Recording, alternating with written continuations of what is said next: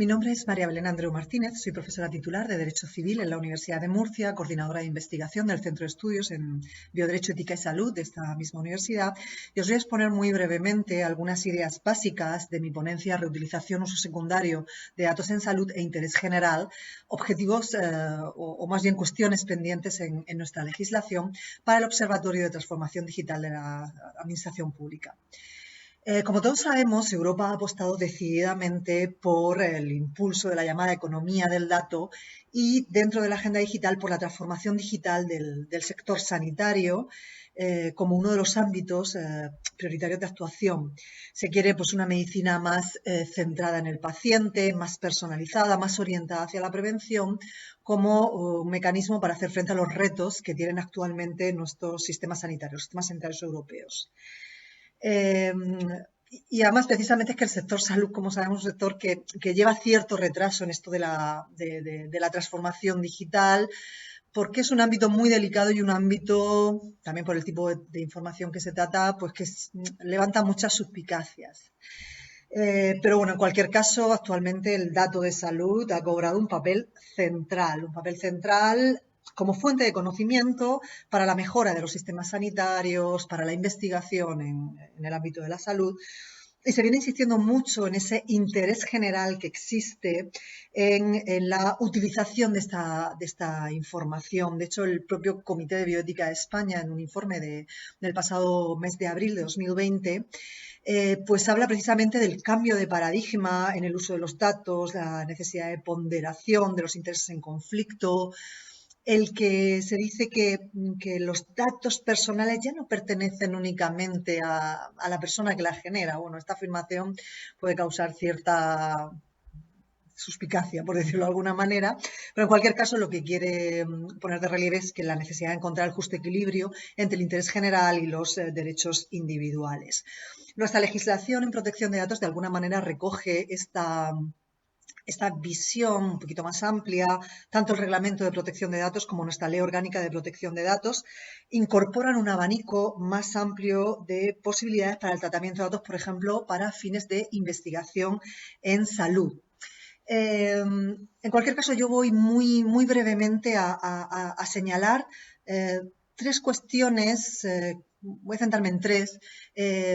que constituyen, yo creo, que retos, mejoras, posibilidades de mejoras de nuestra legislación en esta materia. En primer lugar, la propia legislación en sí sobre utilización de datos o tratamiento de datos de salud, que como sabemos, pues bueno, la ley orgánica lo que hizo fue en el último momento incorporar una disposición adicional, la 17, para regular esta materia, pero evidentemente esto requiere de un mayor desarrollo y coordinación, sobre todo con la legislación sanitaria previa que ya existía. Ciertamente se ha aprovechado la ley orgánica para limar algunos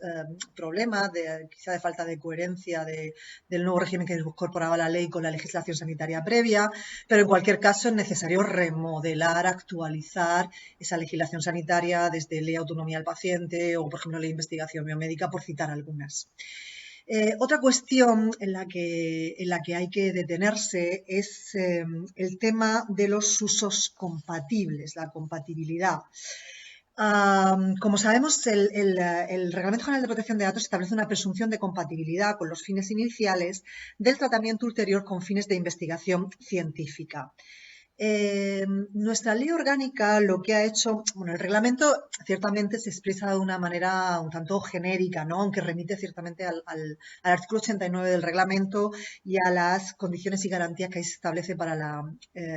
investigación científica, tratamiento de datos para la investigación científica. Nuestra Ley Orgánica de Protección de Datos lo que ha hecho ha sido recoger esta compatibilidad, centrándola, limitándola en principio a un supuesto, como es la posibilidad de utilizar datos o reutilizar datos personales para la investigación en salud siempre que se usen para investigaciones, digamos, conexas o áreas relacionadas con el estudio inicial. Es decir, he tenido que, por así decirlo, de recabar previamente los datos con un fin de investigación y luego se me permite reutilizarlos, utilizarlos para investigaciones en áreas similares, pero no, evidentemente, pues utilizar sin más datos de, por ejemplo, de las historias clínicas que se han recabado para fines asistenciales. Esta es una cuestión que, como sabemos, pues está pendiente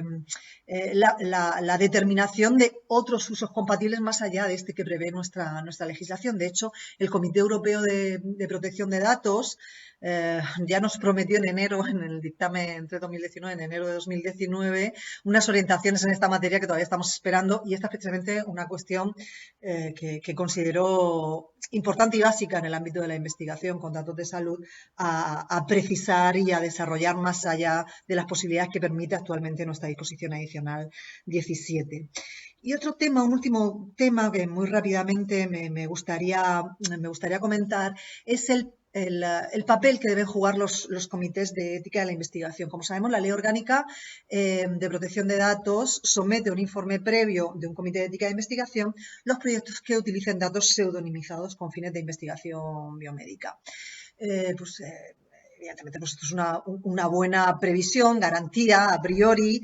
como garantía en el tratamiento de los datos, puesto que los comités de ética de la investigación llevan muchos años, tienen mucha experiencia en evaluar proyectos de investigación en el ámbito sanitario y proyectos de investigación que incorporan también tratamientos de datos y, por lo tanto, el análisis de la confidencialidad de la información sanitaria en los proyectos. ¿Bien? ¿Qué ocurre? Que, sin embargo, estos comités de investigación, yo creo que a día de hoy no están preparados para los nuevos proyectos, sobre todo de innovación sanitaria, que nos vienen y que ya están aquí. Al final, pues son comités que nacieron en un ámbito muy específico para la investigación sanitaria, investigación en seres humanos, y que no tienen, digamos que la metodología, sobre todo también la composición, para evaluar proyectos de innovación que incorporen aplicaciones, por ejemplo, aplicaciones en el ámbito sanitario, o sobre todo tratamiento de datos masivos en el ámbito sanitario, o aplicación de la inteligencia artificial en este ámbito. La ley orgánica efectivamente prevé la incorporación de un experto en protección de datos, pero bueno, ni esto es suficiente ni muchas veces en la práctica se está aplicando. Más bien, quizá, pues incluso deberíamos pensar en si no debemos ir, que yo creo que es una posibilidad que debemos explorar y que deberíamos potenciar, debemos ir a la creación de comités específicos para estos proyectos de innovación sanitaria ad hoc, multidisciplinares, que incorporen evidentemente también científicos de datos para evaluar este tipo de proyectos, eventualmente también incorporando algún miembro de un CEI o de un comité regional de bioética, precisamente por la experiencia que pueden incorporar, pero yo creo que había que apostar probablemente por esta línea más que cargar o sobrecargar los comités de ética de investigación con este tipo de proyectos para los que digo que a día de hoy considero que no están preparados.